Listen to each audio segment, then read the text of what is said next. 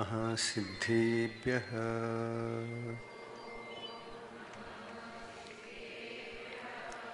ॐ नमः सिद्धेभ्यः।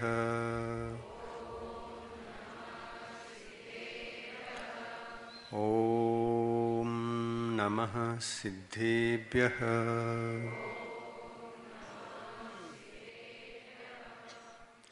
यार ज्ञानशक्तिकोटिसूर्यरण्णुमीरिदे ಮತ್ತು ಯಾರ ದಿವ್ಯ ಧ್ವನಿಯು ಲೋಕಹಿತವ ಮಾಡಿದೆ. ಮೂರು ಲೋಕದಲ್ಲಿ ಯಾರ ಕೀರ್ತಿ ವ್ಯಾಪ್ತವಾಗಿದೆ. ಅಂಥ ದೇವರಲ್ಲಿ ನನ್ನ ತಲೆಯು ಬಾಗಿದೆ. ಅಂಥ ದೇವರಲ್ಲಿ ನನ್ನ ತಲೆಯು ಬಾಗಿದೆ. ಯಾರ ಜ್ಞಾನ ಪಾಪ ಕರ್ಮ ಗೆದ್ದು ಶುದ್ಧವಾಗಿದೆ. ಅಮಿತವಾದ ಶಕ್ತಿಯಿಂದ ಸಕಲ ತತ್ವ ತಿಳಿದಿದೆ.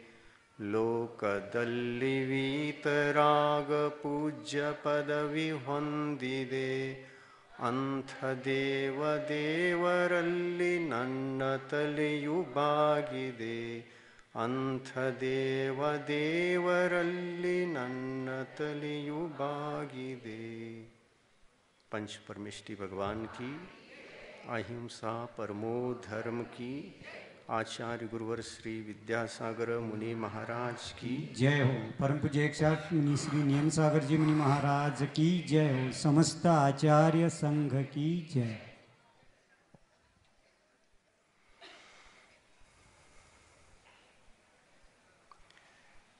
जगत कल्याणकारी मूलभूत तत्वों का उपदेश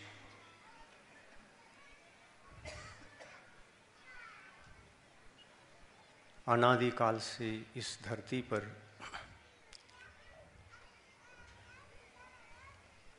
तीर्थंकर जैसे महान शलाका पुरुषों ने उपदेशित किया है।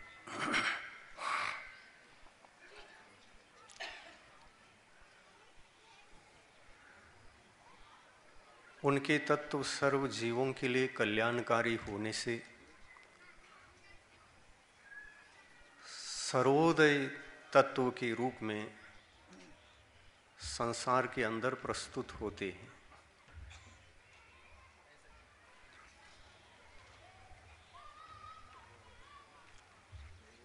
जिसमें समस्त जीवों का कल्याण हो,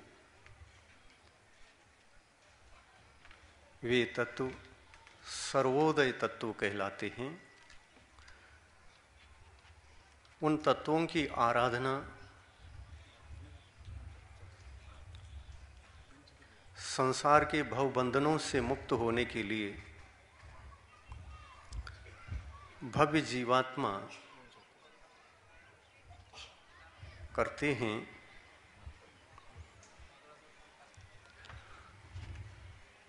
इस आराधना के दौरान वे सभी आत्माएं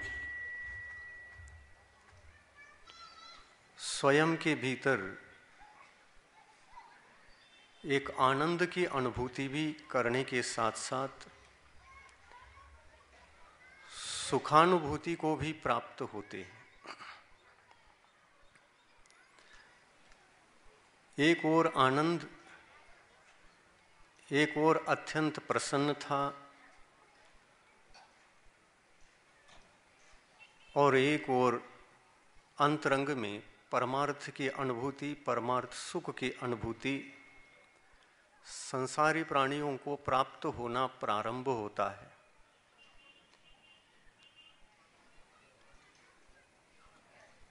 जिनेंद्र भगवंतों के द्वारा प्रतिपादित जो तत्व हैं, वे सारे तत्व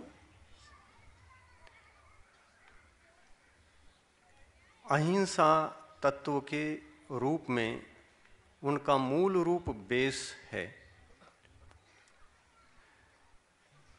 जैन धर्म के जितने भी तत्व हैं, अहिंसा के बेस पर निर्धारित हैं।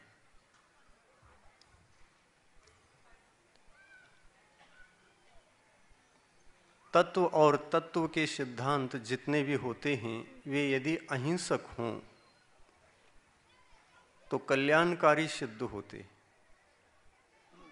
जिसके भीतर समस्त प्राणियों को जीने का संदेश रहता है। स्वयं भी सुख से जिएं, शांति से जिएं और पर को भी शांति से जीने के लिए प्रेरणा प्रदान करें। उन्हीं तत्वों का नाम अहिंसक तत्व है।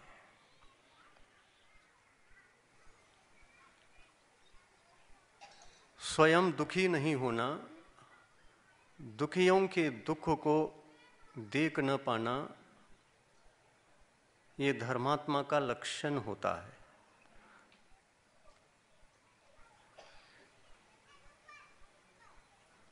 स्वयं का दुख, पर का दुख ये अलग अलग नहीं होता।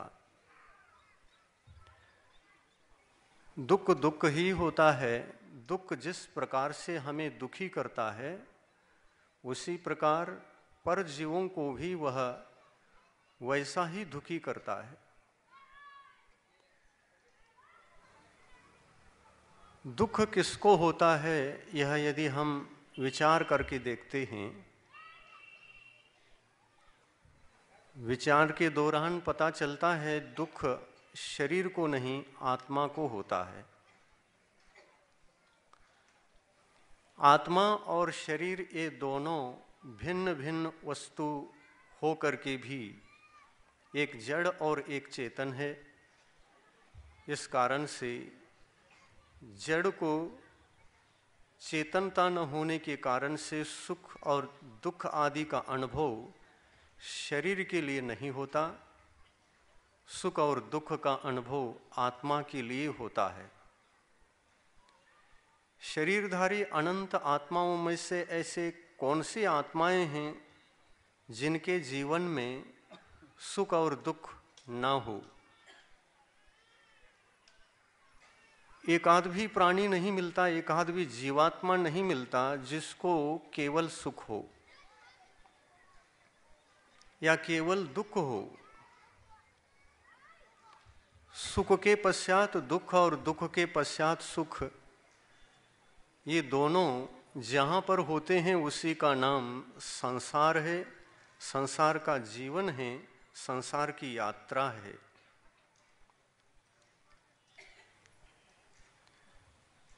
दुख को हम अनंत काल तक टिका नहीं सकते और सुख को भी हम दीर्घ काल तक टिका नहीं सकते।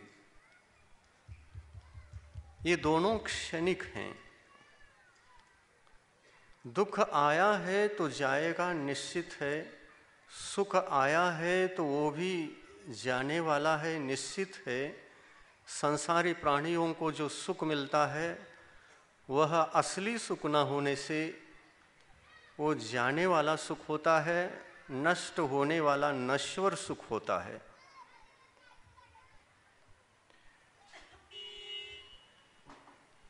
और महान पुरुषों ने अपने उपदेशों के दौरान ये सबसे बड़ी बात समझाई है। प्रत्येक प्राणी सुख के लिए पुरुषार्थवादी होता है, पुरुषार्थ करता है और सुख की उपलब्धि के लिए प्रयासशील रहता है निरंतर।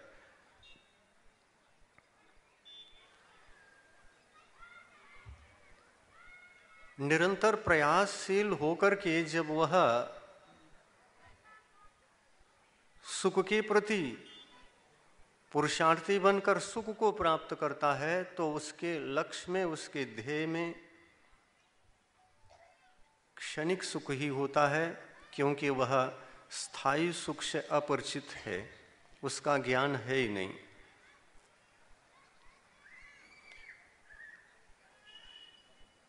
स्थायी सुख का ज्ञान नहीं, क्षणिक सुख का बहुत कुछ ज्ञान है, परिचय है।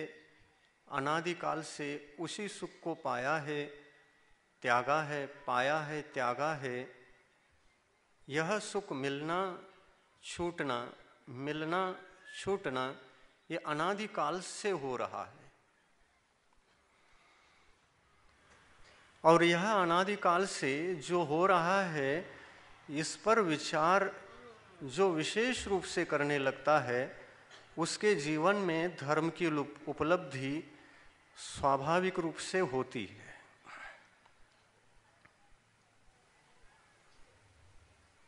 हिंसा का न होना अहिंसा है, और अहिंसा ही संसार में सबसे बड़ा धर्म होता है। यदि यह मानव अपने आत्मा के भीतर, अपने आत्मा के किसी कोने में अहिंसक न हो, ऐसा हो नहीं सकता।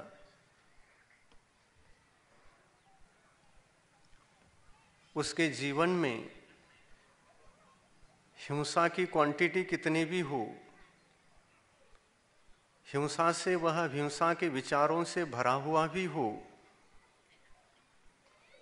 लेकिन कहीं न कहीं टिमटिमाता एक दीपक जलता रहता है कोने में, जो अहिंसा का दीप जलता रहता है। उसी अहिंसा के टिमटिमाते दीप को वह विकसित करता है, उसकी ज्योति को उद्दीप्त करता रहता है। वह ज्योति उद्दीप्त होती होती होती यदि पूर्ण उद्दीप्त हो जाए तो वह परमात्मा बनता है। इसीलिए परमात्माओं ने भी कहा है, अहिंसा यह आत्मधर्म है, हिंसा यह संसार है, अधर्म है, पाप है।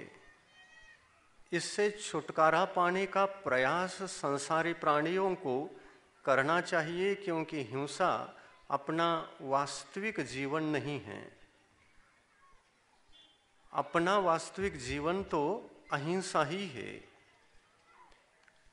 अहिंसा का विकास अपने भीतर हम जितना करेंगे कम है,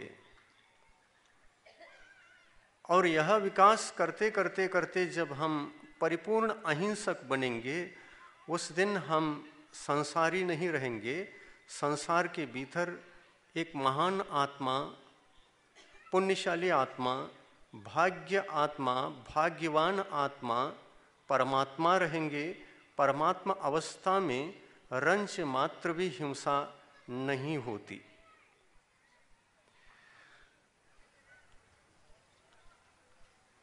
ये प्रश्न उठाया जाए कि संसार में सबसे ज्यादा अहिंसक कौन है,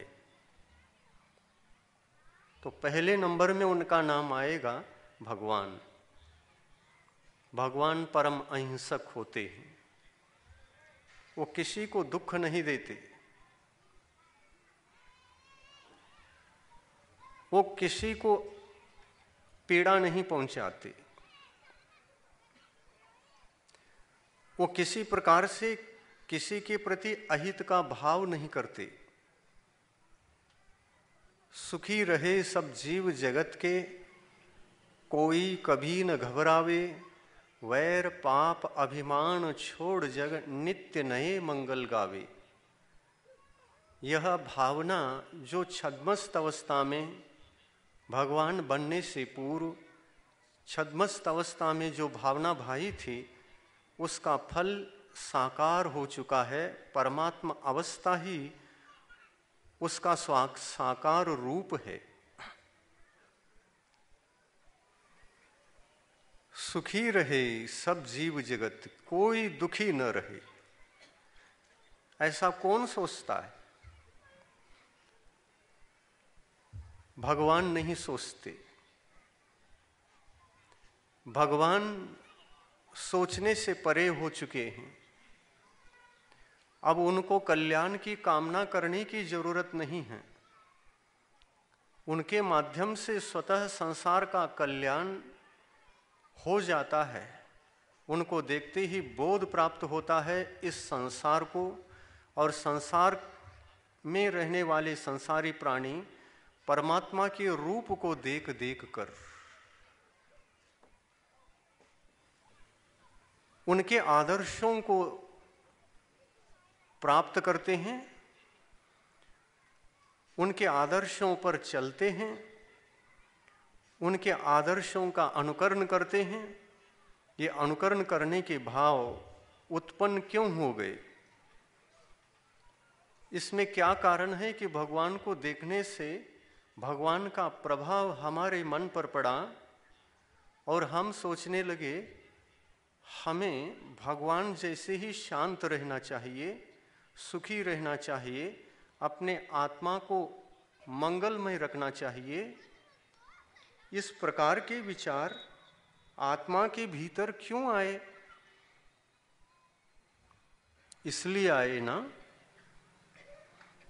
भगवान शांत हैं, मैं भी शांत हूँ, और वह शांति का, अहिंसा का टिमटिमाता हुआ एक दीप कहीं न कहीं भीतर जल रहा है। वह संदेश दे रहा है कि तुम भी वैसे ही हो जिसको देख रहे हो, तुम्हारा स्वरूप भी वैसा ही है जिस स्वरूप का अवलोकन तुम कर रहे हो। अनुकरण करो, साहस करो, शांत हो, अशांति का जीवन मत जियो। यह मन और आत्मा दोनों भीतर ही आत्मा को संदेश देने लगे। स्वयं की आत्मा स्वयं को संदेश देने लगा, स्वयं का मन स्वयं के लिए जागृति पैदा करने लगा, और हम सोचते सोचते भगवान का गुण चिंतन करते करते हम भी तन्मय हो गए। और ऐसा कुछ यहाँ बहुत कुछ हो रहा है। आज भगवान विराजमान हो गए समोशरण के भीतर। भगवान विराजमान होते ही देवगण आए विमानों में बैठकर। भगवान के अद्भुत अनंत गुणों का आदर करने के लिए, पूजा करने के लिए, भक्ति करने के लिए श्रद्धा के साथ पुष्प वृष्टि करते हुए वे भगवान की प्रदक्षिणा करने लगे।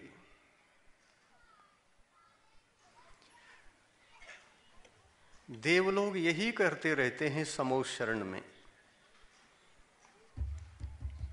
समोशरण में आना और उस महान पुण्यशाली भाग्यशाली आत्मा का आदर करना, गुणगान करना, उनके गुणों की भक्ति करना,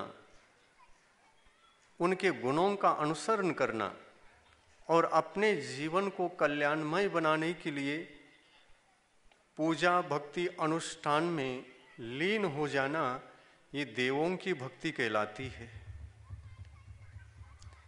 अपन लोग भी आने वाले दिनों में देवों की तरह भक्ति करने वाले हैं। इस पंडाल में, इस सभा में देवलोग आएंगे यह हम कल्पना नहीं कर सकते। देवलोग आएंगे या नहीं आएंगे ये कल्पना भी नहीं कर सकते, परंतु जरूर देवलोग अपने अवधि ज्ञान के माध्यम से जयसिंहपुर में क्या चल रहा है ये अवश्य देख रहे हैं। हम लोग नहीं गए तो ये लोग सजग हो गए। हम लोगों का स्थान इन लोगों ने ही ले लिया।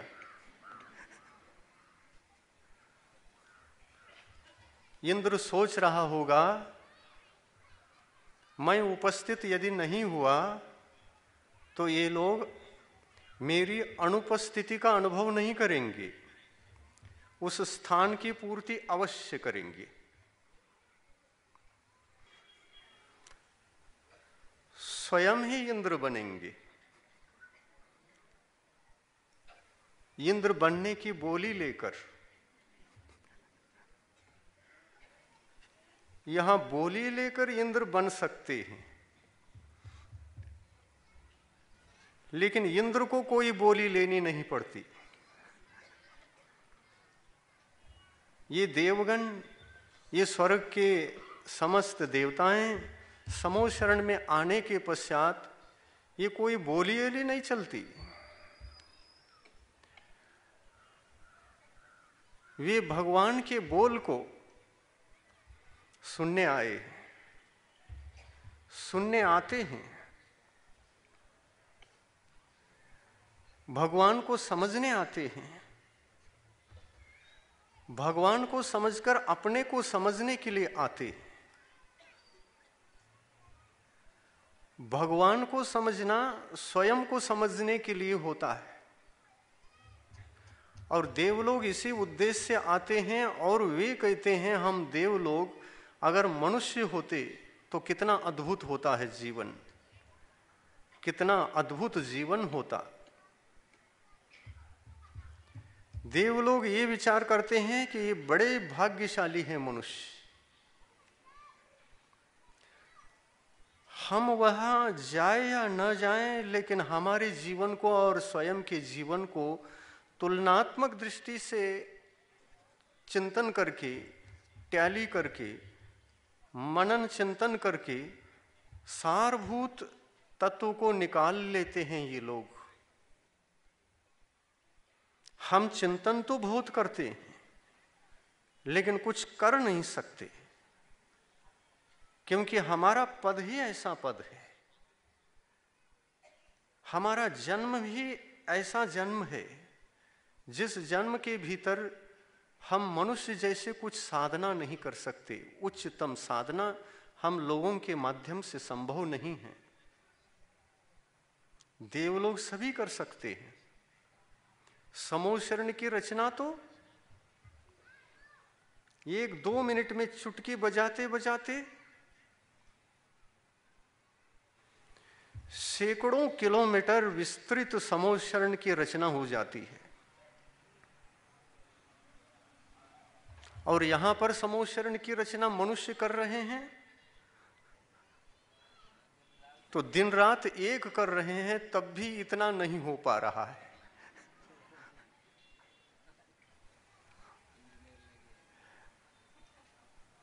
एक से बढ़कर के एक इंजीनियर भी यहां आए हुए हैं। ऐसे समूह शरण की रचना के लिए दिमाग लगाया जा रहा है। जिस समूह शरण की रचना को देव लोगों ने विगत चतुर्थ काल में किया था, 24 समूह शरण की रचना की। इंद्र की आज्ञा से कुबेर चुटकी बजाते बजाते समूह शरण की रचना कर लेता है। उनके पास अपूर्व दिव्य शक्ति होती है, वह शक्ति ही यहां पर काम करती है। लेकिन मनुष्यों के भीतर वैसी शक्ति कहां है? होती तो चुटकी बजाते बजाते ही यहां पर भी समूह शरण की रचना होती, लेकिन ऐसा होना संभव भी कहां है? मनुष्य ये नहीं कर सकता। मनुष्य भगवान बन सकता है, मनुष्य तीर्थंकर बन सकता है, लेकिन मनुष्य देवों जैसा कार्य नहीं कर सकता। देवों की शक्ति अलग है और मनुष्यों की शक्ति अलग। जो मनुष्यों के पास शक्ति है वो देवों के पास नहीं है, और जो देवों के पास शक्ति है वह मनुष्यों के पास नहीं है। मनुष्य संयमी बन सकता है, मोक्ष मार्ग पर चलकर उस सन्मार्ग पर चलते चलते अपना कल्याण कर सकता है। कल्याण ही नहीं करता बल्कि वह आत्मा से परमात्मा भी बनने का सौभाग्य प्राप्त कर सकता है, करता भी है। किंतु देवलोग अपनी सारी शक्ति, भौतिक शक्ति लगा लें तब भी वे संयम धारण नहीं कर सकते। असंयम का अभाव उनके जीवन में कभी संभव नहीं है। असंयम का अभाव होना उनके जीवन में इसलिए संभव नहीं क्योंकि वह एक निसर्ग से उत्पन्न ऐसी शरीर पर्याय है जिस शरीर पर्याय के अंदर वे सभी कर सकते हैं। भौतिक शक्तियां उनके पास बहुत कुछ हैं, लेकिन आत्म शक्तियां सोई हुई हैं, उसको जागृत करना उनके लिए संभव नहीं है। इसलिए देव मनुष्य पर्याय के लिए तरसते,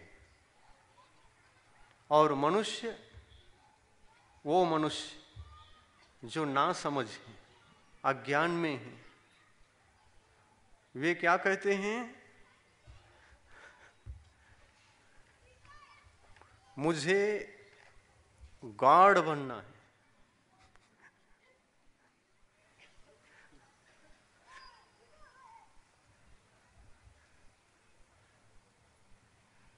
मुझे गॉड बनना है। और गॉड बनने का मतलब ये होता है कि भौतिक शक्तियों को पाना है, भौतिक सुख संपदाओं को प्राप्त करना है। देवों के पास जो भौतिक सुख संपदा होती है, वैसी संपदा इस संसारी प्राणी के पास किसी के पास भी नहीं होती। मनुष्य कहता है मुझे देव बनना है, तो इस मनुष्य को ये पता नहीं है देव बनने के पश्चात मेरा नुकसान क्या है।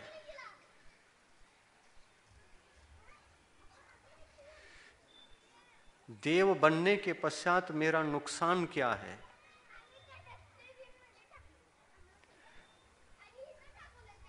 मनुष्य विचार कर सकता है, लेकिन सही दिशा में विचार कर लें तो मनुष्य को यह कोई असंभव नहीं है कि वो महान कुछ समय ही बन जाए। असंभव कुछ भी नहीं है। मनुष्य मनुष्य है, मनुष्य देवों से श्रेष्ठ है, इसलिए मनुष्यों के चरणों में आकर देव मनुष्यों की पूजा करते। आप सभी मनुष्य हैं, देवताओं से वंदनीय पूजनीय हैं, पर कब उनके जैसे हैं, उनके जैसे जीवन आप जी रहे हैं तब, या संयममय जीवन जी रहे हैं तब? संयममय जीवन आप जीने लग जाएं तो देवता लोग भी उतर करके आते हैं, उनको आना पड़ता है। संयम सबसे बड़ा धर्म होता है। संयम ही तीन लोक में सबसे बड़ी संपत्ति होती है। अनंत भौतिक संपत्ति के सामने पारमार्थिक एक संयम रूपी संपत्ति संपदा, उसकी तुलना भौतिक संपत्ति से कर नहीं सकते। संयम की संपदा, ज्ञान की संपदा, सम्यक्त्व की संपदा, रत्नत्रय की संपदा, जहां पर रत्नत्रय होता है वहां अहिंसा धर्म पाया जाता है। इस संसार में सबसे ज्यादा अहिंसा की साधना यदि कोई करते हैं तो एक वही हैं जो अपने पास कुछ भी नहीं रखते भौतिक वस्तु। जिसके पास परमाणु मात्र भी भौतिक वस्तु नहीं है, वे अहिंसा धर्म की उत्कृष्ट आराधना करते हैं और वो उत्कृष्ट अहिंसक कहलाते हैं। इस संसार में, इस जगत में, इस भारत क्षेत्र में, इस आर्यखंड में आज जनसंख्या कितनी है ये पूछेंगे तो आप सभी बताते हैं महाराज बहुत जनसंख्या, बड़ी जनसंख्या है। कितनी जनसंख्या है विश्व की?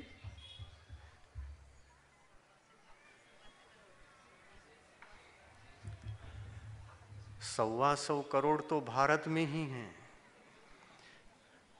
सारे देशों की जनसंख्या को मिलाएंगे तो लगभग 7 अरब की 6 अरब की जनसंख्या है।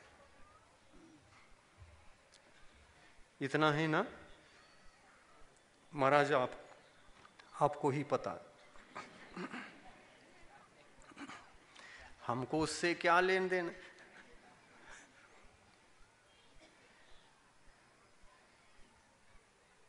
इतनी बड़ी संख्या है मनुष्य की, इतनी बड़ी संख्या में आप विचार करिए, परम अहिंसक कौन है? सर्वोत्कृष्ट अहिंसा धर्म किस व्यक्तित्व में पाया जाता है? साधु परमिष्टि। ये साधु परमिष्टि आज कितने हैं?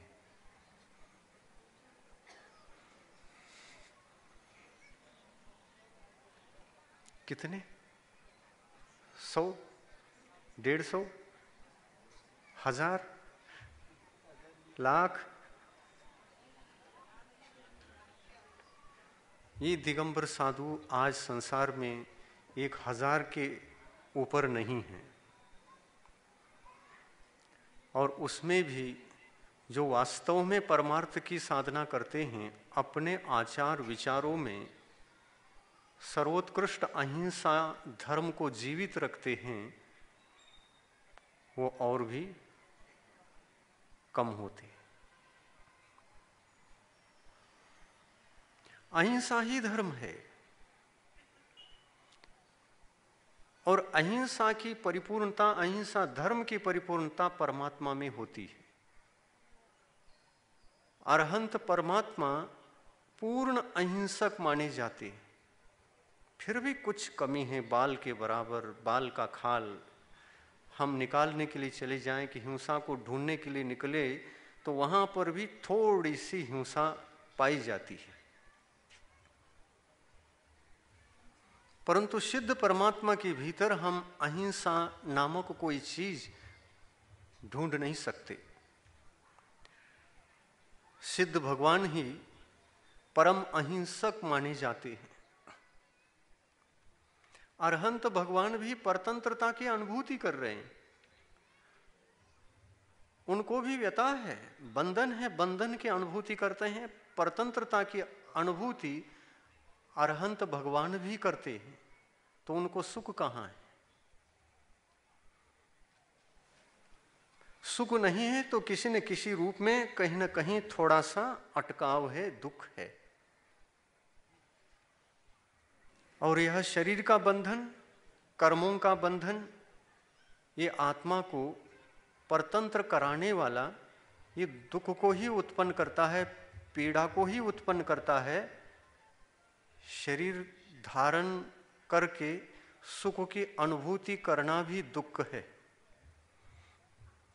क्योंकि यह एक बंधन है। बंधन को ही हिंसा कहा है। जहां बंधन है वहां हिंसा है, जहां स्वतंत्रता है वहां अहिंसा है। और यह अहिंसा धर्म सर्वोत्कृष्ट धर्म सिद्ध परमात्मा के भीतर उत्कृष्ट रूप से पाया जाता है। और छद्मस्तों के अंदर यदि हम देखें, तुलना करें, तो छद्मस्तों के भीतर ये अहिंसा धर्म एक दिगंबर मुनि के पास होता है। दिगंबर मुनि परम अहिंसक कहलाते। उनके जीवन में परजीवों का घात नहीं होता। वे न ही अपनी आत्मा को दुख पहुंचाते हैं और न ही पर को पीड़ा देते हैं। पीड़ा देने के सारे जितने साधन थे, उन साधनों को ही उन्होंने त्याग दिया। इतना बड़ा त्याग किस लिए? एक वस्त्र भी नहीं रखा। इतना बड़ा त्याग, इतनी बड़ी तपस्या, इतने बड़े खड्गधार मार्ग को चलते चलते कष्ट सहन करना, ये क्या आवश्यक है? आवश्यक है ना। जिनको आवश्यक है उनको आवश्यक है, और जिनको आवश्यक नहीं है उनको आवश्यक नहीं है। जिनको आवश्यक नहीं है वे सामान्य जीव हैं, और जिनको आवश्यक है वो विशेष है। और ऐसे विशेष जीवों के पास ही देवगति के देवता उतर करके आते हैं, और वे इस परम अहिंसक व्यक्तित्व के सामने बैठकर बहुत शिक्षा पाते हैं, बोध पाते हैं, और अपने जीवन को मार्ग पर लगाने के लिए ये भावना भाते हैं कि हमें कब मनुष्य पर्याय मिले, हमें कब मनुष्य पर्याय मिले, हम कब मनुष्य बने, कब बने। ये देव पर्याय ठीक नहीं है। इसके भीतर धर्म साधना नहीं होती, इसके भीतर संयम की उपलब्धि नहीं होती, इसके भीतर हमारे लिए विशेष परमार्थ सुख की अनुभूति नहीं होती। इस प्रकार चिंतन करते करते वे कहते हैं हम कब मनुष्य बने। किंतु मनुष्य कहता है जीवन बहुत भारमय हो गया, भौतिक सुख नहीं मिल रहा है, धन नहीं, संपत्ति नहीं, गरीब बनकर के जी रहा हूं। अब गरीब नहीं बनना है, अमीर बनना है। अमीर यहाँ भली न बनूं, लेकिन परगति में यदि देव बना तो बहुत बड़ा देव बनूं, ऐसा विचार करता है। भौतिक सुख को दृष्टि में रखकर जीने वाला मनुष्य देव बनना चाहता है, और मनुष्य भव में रहने वाले सुख को ध्येय में रखकर जो देवता चिंतनशील सदा रहता है और धार्मिक देवता रहता है, सम्यक दृष्टि रहता है, सम्यक ज्ञानी होता है, विवेकी होता है, विवेक पूर्ण ज्ञान को धारण करने वाला वह देव मनुष्य भव के लिए तरसता है। मैं गरीब बन करके जन्म ले लूं, लेकिन मनुष्य भव मिले, मनुष्य पर्याय मिले। क्योंकि एक गरीब भी रहूंगा तो मैं संयम धारण कर सकता हूं, मैं अपना कल्याण कर सकता हूं। मेरे पास धन संपत्ति का अभाव भी यदि है तो है, लेकिन मेरे लिए धन संपत्ति की कोई जरूरत नहीं। मैं गरीब बन करके जन्म लेता हूं, ले लूं, लेकिन मुझे मनुष्य पर्याय की जरूरत है, मनुष्य पर्याय मिले। एक देवता इस प्रकार से विचार करता है, और यही देवता इस प्रकार से आकर के भगवान के चरणों में नतमस्तक होकर विनय के साथ उनकी भक्ति और पूजा में लग जाते हैं, और ये भावना भाते हैं, हे भगवान, प्रश्न भी करते हैं देवता लोग, हे भगवान हम कितने भव से मोक्ष जाएंगे। देव लोग भी प्रश्न करते हैं, और उसका उत्तर अरहंत भगवान, तीर्थंकर भगवान देते हैं। यहाँ जो समोशरण बना है ये प्रतीक, ऐसा प्रतीक इतना अद्भुत कभी आप लोगों ने देखा?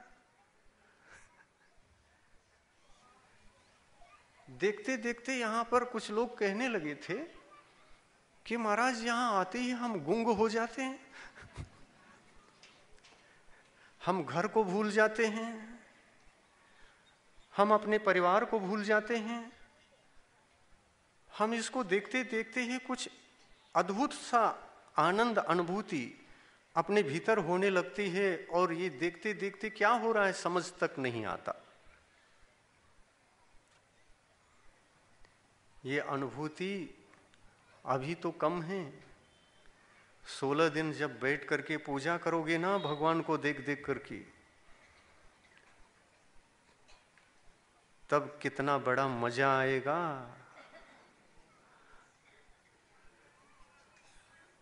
पूजा में भाग लेने वालों की संख्या बढ़ती ही जा रही है, बढ़ती ही जा रही है।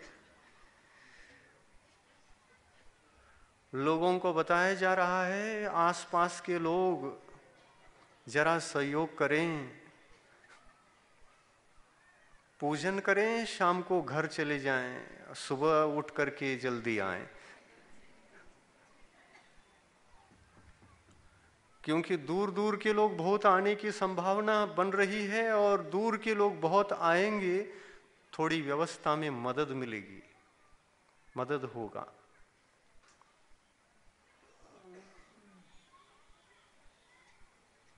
संख्या बढ़ गई है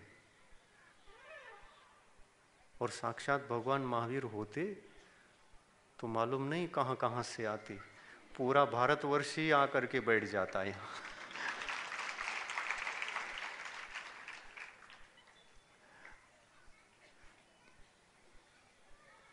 बहुत आनंद के साथ इस वर्ष का पर्युषण पर्व मनाना है।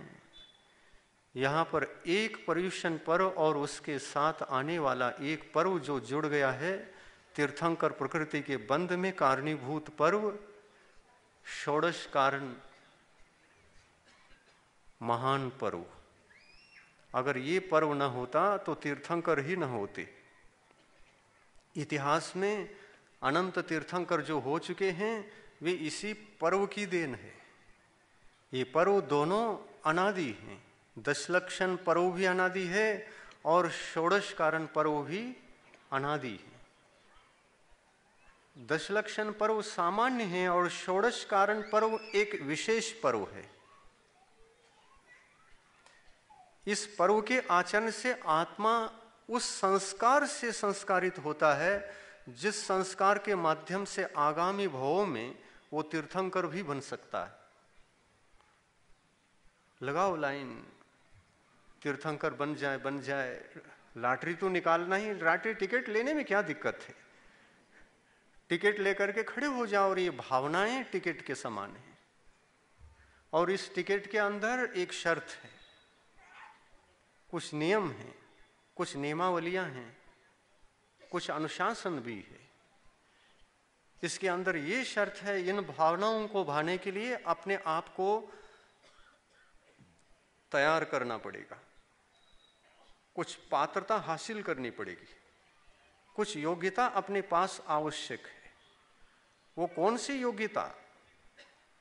तो भगवान कहते हैं तीर्थंकर प्रकृति का बंध तो सम्यक दृष्टि जीवों को ही होता है, मिथ्या दृष्टि जीवों को नहीं होता। इसलिए षोडश कारण भावनाओं की उन संख्याओं में 16 की संख्या में पहली भावना का नाम है दर्शन विशुद्धि। भावना दर्शन विशुद्धि। ये दर्शन विशुद्धि क्या है?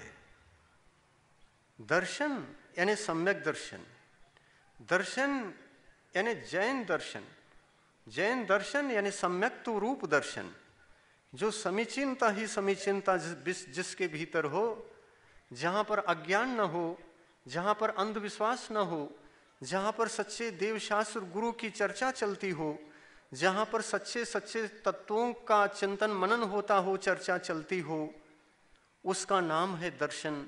दर्शन का अर्थ होता है सम्यक दर्शन। सम्यक्त्व को धारण करके शेष 15 भावनाएं, पहली भावना का नाम है दर्शन विशुद्धि और शेष 15 भावनाओं का अलग अलग नाम है, अलग अलग विषय हैं। इन भावनाओं को भी भाना ही पड़ता है, लेकिन सभी भावनाओं को भाना नहीं पड़ता। तीर्थंकर प्रकृति के बंध के लिए शेष 15 भावनाओं में से किसी एक भावना को जो आपके लिए फेवरेट हो, फेवरेट लोग पूछते हैं आप खाना चाहते हैं तो खाइए, अपने घर में आइए, आपका फेवरेट खाने की चीज क्या है पहले बताइए। भूख लगी है, प्यास लगी है, खाना तो है, हम खाने के लिए निमंत्रण दे रहे हैं, लेकिन थोड़ा सा आपसे निवेदन है कि आपके लिए फेवरेट क्या है।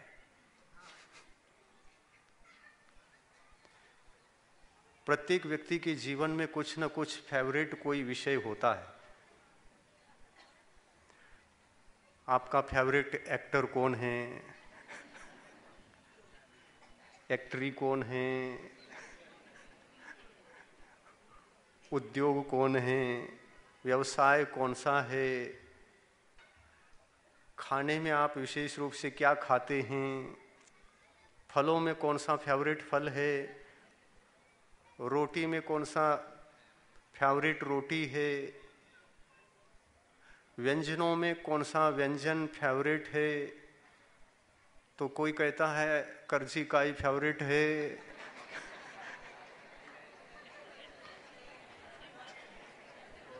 और कर्जिकाई के सामने एक इंसल शब्द जोड़ दो तो इंसल कर्जी हो जाता है।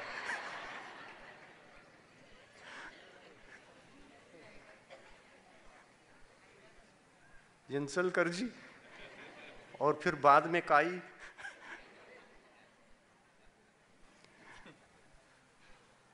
फेवरेट भावनाएं भी हैं। किसी किसी को फेवरेट भावना का मतलब ये होता है किसी के जीवन में कोई बात बहुत अच्छी लगती है। धर्म के क्षेत्र में भी कोई विनयशील होता है, इतना विनयशील होता है, इतना विनयशील होता है कि वह हर जगह उसको देखा जाए तो सच्चे देव शास्त्र गुरु के प्रति जैसा विनय करना चाहिए, बहुत ही विनयशील, यानी कि उससे एक बोध मिलता है, सबको एक शिक्षा मिलती है, इस प्रकार के विनयशील होता है।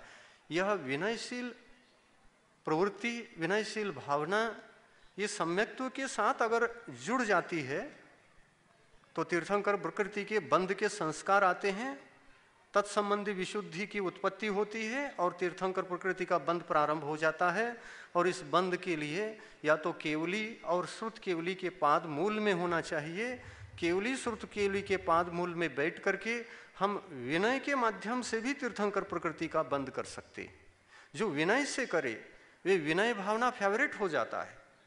सारी भावनाओं को भाए या न भाए, एक कोई 15 में से एक कोई भावना को साथ करेंगे, दर्शन विशुद्धि भावना के साथ एक भावना को साथ करेंगे तो वह एक भावना फेवरेट, लेकिन मूलभूत भावना तो सम्यक दर्शन। सम्यक दर्शन में निरतचारता, निर्मलता, विशेष विशिष्ट सम्यक दर्शन, निर्दोष सम्यक दर्शन, सच्चे देव शास्त्र गुरु के प्रति अटूट जो श्रद्धा होती है, आस्था होती है, और अंधश्रद्धाओं से, लोक मूर्ताओं से जो परे होता है जीव, अपने जीवन में किसी भी भौतिक जीवन जीते समय भयभीत नहीं रहता और कर्म सिद्धांत को जानता है, भौतिक जीवन को जानता है, कर्म के फलों को जानता है। कर्म के फलों का ज्ञान होने से वो किसी को दोष नहीं देता। मेरे लिए सुख दुख जो जीवन में मिलता है वो पर के माध्यम से नहीं मिलता, बल्कि अपने कर्म सिद्धांत के आधार से मिलता है। मैं पुण्यवान हूँ तो सुखी रहूँगा, पापवान हूँ तो मैं दुखी रहूँगा, इसमें कोई शंका नहीं है। कोई भी दूसरा मुझे सुखी दुखी नहीं कर सकता। दूसरा कोई सुखी दुखी मुझे करता भी है तो मेरे पाप कर्म का उदय हो तो वह दुखी करने के लिए निमित्त बनता है, और पुण्य कर्म का उदय हो सुखी करने के लिए निमित्त बनता है। लेकिन निमित्त ही सब कुछ नहीं है। यहाँ पर पाप और पुण्य ये सिद्धांत सर्वोपरि होता है। इस सिद्धांत के कारण से ही, इस कर्म शक्ति के कारण से ही मैं पर से सुखी और दुखी होता हूँ, लेकिन पर सुखी दुखी मुझे नहीं करते, मेरे कर्म ही सुखी दुखी करते हैं। निमित्त को भी जुटा करके मेरे कर्म ही लाते हैं और मुझे दुखी करते। इस प्रकार का वह चिंतनशील होता है। ये सम्यक दर्शन का प्रभाव है। यह सम्यक दर्शन का प्रभाव है, दर्शन विशुद्धि का प्रभाव है। इस प्रकार की भावनाओं को हम अवश्य भाएंगे। आप लोगों को देखते हुए हमको बहुत खुशी होती है कि आजकल आप लोग प्रवचन सुनने में इतना इंटरेस्ट रखने लगे हैं, दूर दूर से आने लगे। इसका मतलब प्रवचन फेवरेट बन गया।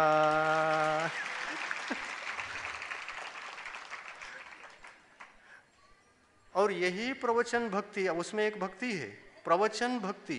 प्रवचन सुनने के जो भाव है, बार बार चलो चलो चलो, अंतरंग मन और आत्मा जो कहता है वो फेवरेट बनने के कारण से ही कहता है। और एक सम्यक दर्शन और इस प्रकार से प्रवचन निरंतर सत्संग करते हुए सुनने से तीर्थंकर प्रकृति का बंध इस समूह शरण में पड़ सकता है, लेकिन बंध तो नहीं पड़ेगा। बंध के संस्कार तो नियम से पड़ सकते हैं, और ये संस्कार भी घनीभूत हो जाएं, संस्कार फलीभूत हो जाएं, तो विदेह क्षेत्र में जाकर के हम तीर्थंकर क्यों नहीं बन सकते? बन सकते। लाइन लगाइए, आइए बैठिए, फेवरेट प्रवचन, फेवरेट और सम्यक दर्शन की विशुद्धि के साथ यहाँ पर बैठ करके हम भगवान की भक्ति करेंगे और विशेष पर्व षोडश कारण पर्व को भी मनाएंगे और दशलक्षण पर्व को भी मनाएंगे। दशलक्षण पर्व को मनाने से हमारे जीवन में हम महाव्रत को धारण कर सकते हैं, क्योंकि दशलक्षण महाव्रती मुनियों के लक्षण है। मुनि के जीवन में ही ये साकार होते हैं, मुनि के जीवन में ही ये उदित हो सकते हैं।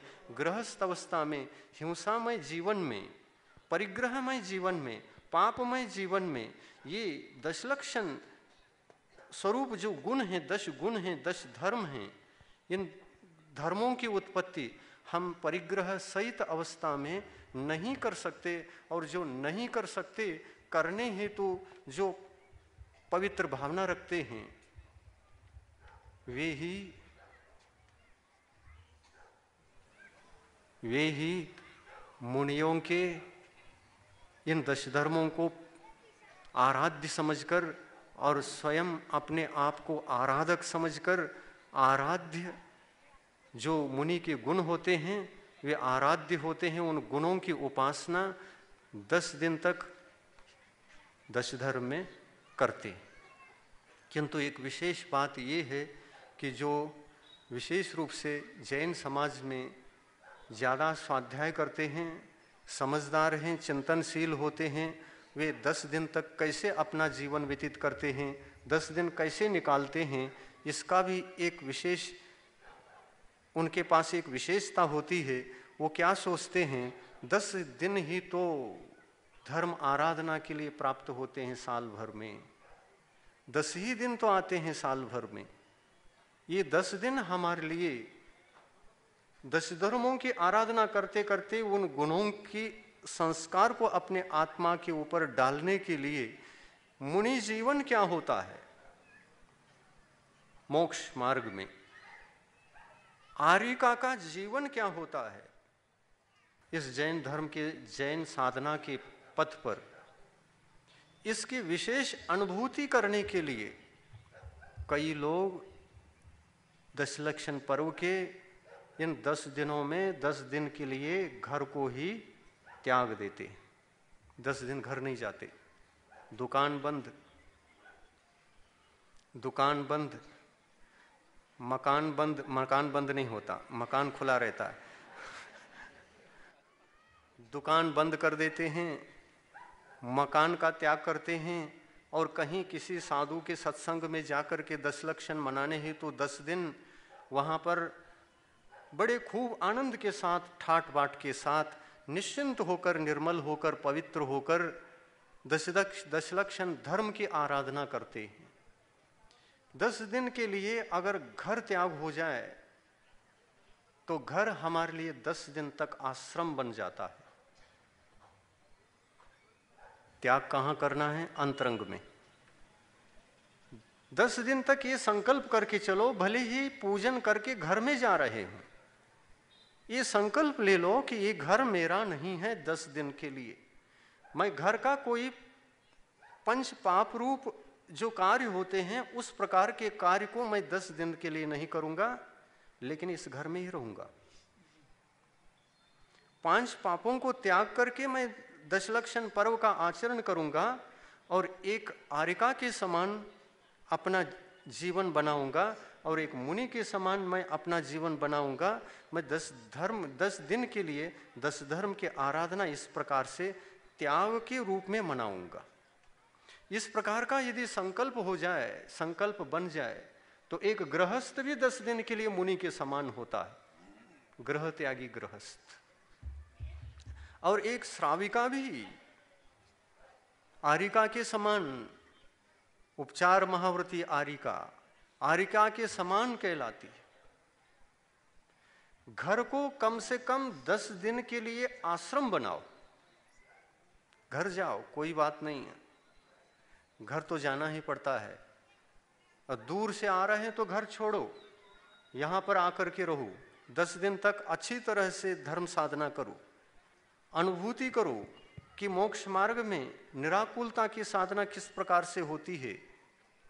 ये ज्ञान के साथ और पूजा अनुष्ठान के साथ, दोनों के साथ आप अपनी धर्म साधना करेंगे तो साल भर में कमाया हुआ जो पाप होता है 10 दिन के भीतर सारा का सारा धुल जाता है। सारा नहीं धुलता ऐसा नहीं समझना, नहीं तो केवल ज्ञान हो जाएगा। घाती कर्म तो घाती कर्म है, हम कितना भी धोना चाहिए पंचम काल में हीन सनन के साथ, सारे पाप कर्मों को धो करके केवल ज्ञान की प्राप्ति हम नहीं कर सकते। किंतु ये अवश्य है, ये पाप का जो भार है अपने जीवन में, ये बहुत सारा पाप का भार 10 दिन में हम धो करके अलग कर सकते हैं। और पाप का ये भार कम हो गया तो अगले भव में जहाँ हम जन्म लेंगे, ये थोड़े से पाप को जो बचा कुचा है उसको हम बहुत आसानी से नष्ट कर सकते हैं। आत्म साधना, धर्म साधना, ये रुचिपूर्वक, उत्साहपूर्वक और विवेकपूर्वक तैयारी के साथ होता है। इसके लिए पुरुषार्थ करना पड़ता है। पुरुषार्थ 4 प्रकार के होते हैं: धर्म पुरुषार्थ, अर्थ पुरुषार्थ, काम पुरुषार्थ और मोक्ष पुरुषार्थ। धर्म पुरुषार्थ प्रथम रखा गया है। चारों पुरुषार्थों में धर्म पुरुषार्थ ही मुख्य है, धर्म पुरुषार्थ ही प्रधान है। इस धर्म पुरुषार्थ को निरंतर बरकरार बनाए रखने के लिए अर्थ पुरुषार्थ भी आत्मा को करना पड़ता है। यदि अर्थ पुरुषार्थ नहीं करता है तो संसार का, गृहस्थ का जीवन चल ही नहीं सकता। एक और भौतिक जीवन है और एक और आंशिक रूप से धार्मिक जीवन है। आंशिक धार्मिक जीवन जीने के लिए, भौतिक जीवन जीने के लिए अर्थ का सहारा भी आवश्यक होता है। यद्यपि धर्म पालन करने के लिए, धर्माचरण करने के लिए अर्थ की आवश्यकता नहीं रहती। जैसे कि आप लोग देखते हैं मुनि जीवन में इतना बड़ा उच्च जीवन है, भौतिक जीवन भी जी रहे हैं और परमार्थ जीवन भी जी रहे हैं, लेकिन भौतिक जीवन क्या अर्थ के साथ जी रहे हैं? शरीर को साथ लेकर के चल रहे हैं, भौतिक वस्तु शरीर साथ में है, लेकिन इसको जीने के लिए कोई पैसा रखना पड़ता है? नहीं रखना पड़ता है। खाना पकाना पड़ता है? नहीं पकाना पड़ता है। कोई सामान आमान लाना पड़ता है, खरीदना पड़ता है? कुछ भी नहीं करना पड़ता है। मुनि का जीवन चल रहा है कि नहीं? चल रहा है।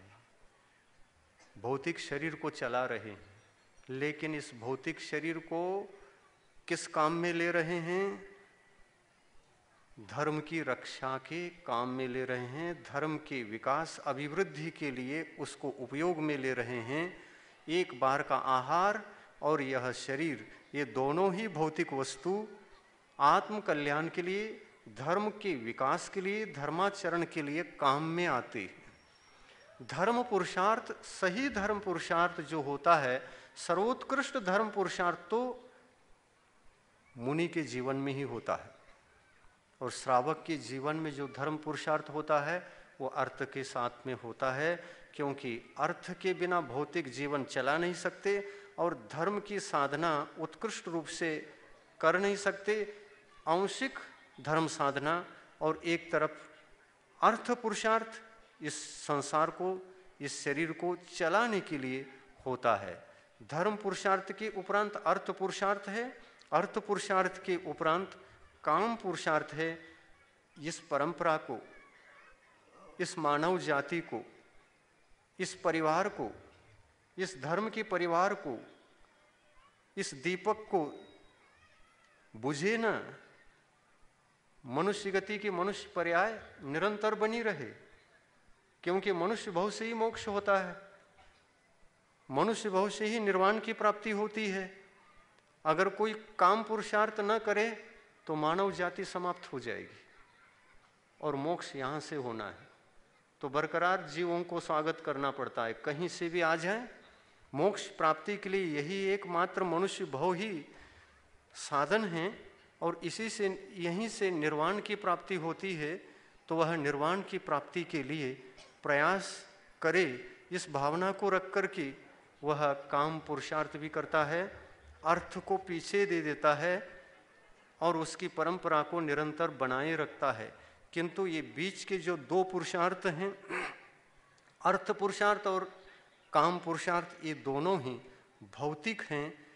किंतु दो पुरुषार्थ परमार्थ स्वरूप हैं, एक धर्म पुरुषार्थ और एक मोक्ष पुरुषार्थ। अंतिम पुरुषार्थ हमारा मोक्ष पुरुषार्थ ही है।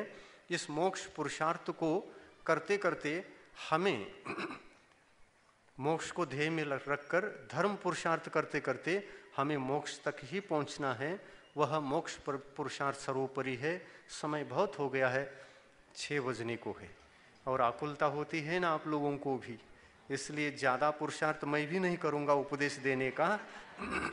आप धर्म पुरुषार्थ की ओर बढ़ें और षोडश कारण दशलक्षण पर्व को, आने वाले इन पर्व को दिनों को बहुत आनंद के साथ मनाएं और अपने घर को आश्रम बनाएं। घर आश्रम बने। घर में रहने वाले धन संपत्ति परिवार मोह आदि के आशाएं छोड़कर, अपेक्षाएं छोड़कर, निर्मल बनकर, पवित्र बनकर, आत्मा को पवित्र बना करके यदि आप इन दोनों पर्वों को मनाएंगे तो आप अपने जीवन में बहुत कुछ पाएंगे। ये संस्कार यहाँ पर दृढ़ होंगे तो निश्चित रूप से आगामी भवों में हम भी निर्वाण की प्राप्ति करेंगे। ऐसी निर्वाण की उपलब्धि सभी के लिए हो, इसी भावना के साथ अहिंसा परमो धर्म की जय हो। आज जिनवानी स्तुति करेंगे। एक सूचना है कि आने वाले 23 तारीख को 23 तारीख को है ना, आने वाले 23 तारीख को बहुत ही आनंद के साथ, बहुत ही उल्लास के साथ आचार्य श्री शांति सागर महाराज की पुण्य तिथि को मनाना है और समय को ध्यान में रखना है। सारे कार्यक्रम समय पर हो, इसके लिए समय सुनिश्चित रूप से जो होता है आप सूचित करें।